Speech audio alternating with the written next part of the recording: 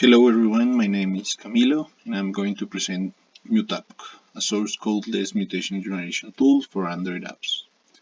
First, MutAPK works with APK files in order to perform mutation testing.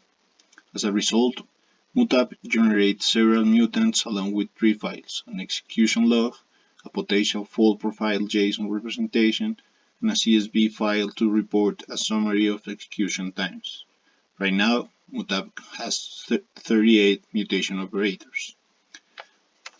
MutAPK workflow is divided in 5 main stages. First, APK preprocessing, where using APK tool, we retrieve a decoded version of the APK of the app in an intermediate code representation called the SMILEY. Second, the potential fault profile derivation, where static analysis of small code is performed in order to locate the potential location of faults using as a base the mutation operators previously defined.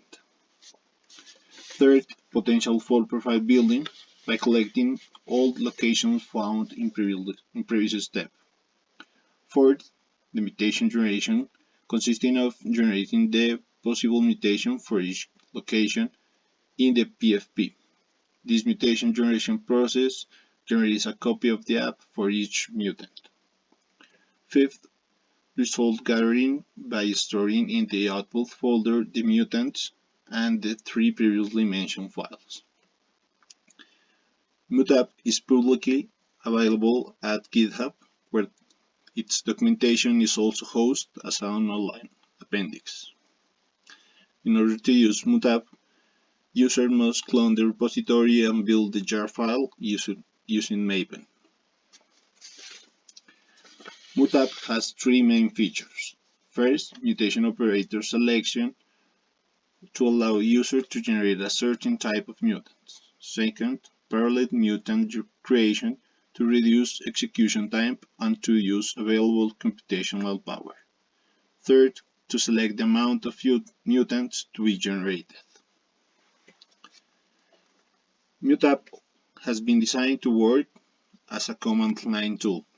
To run it, user must use following command, where she must provide the APK path, the app package, the path to the folder that will store the result, the path to the folder where external libraries are stored, the path to mutation operators properties file, a boolean to specify if parallel execution must be used, and an optional value for the amount of generated mutants.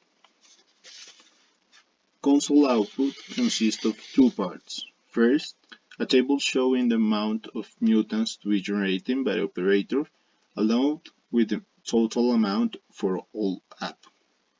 Second, a log-based output presenting a detailed step-by-step report. It's worth noticing that output could be unorganized due to parallel logging.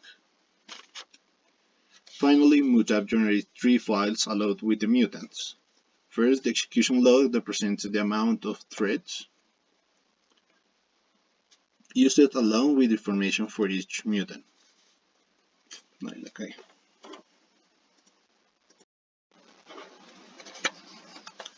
Finally, MutAPK generates three files along with the mutants. First, the execution log that presents the amount of threads used along with information for each mutant. Second, the potential fault profile representation, where all potential locations found are detailed in terms of each mutation type and file location. And finally, an execution time report showing copying time, mutation time, and building plus signing time for each mutant. Additionally, MutAPK could not be able to build all mutants. Therefore, in a successful case, MutAPK generates an installable APK, but in the other case, the full decoded and mutated folder are kept for user to be able to use APK tool to run building tasks and identify the error.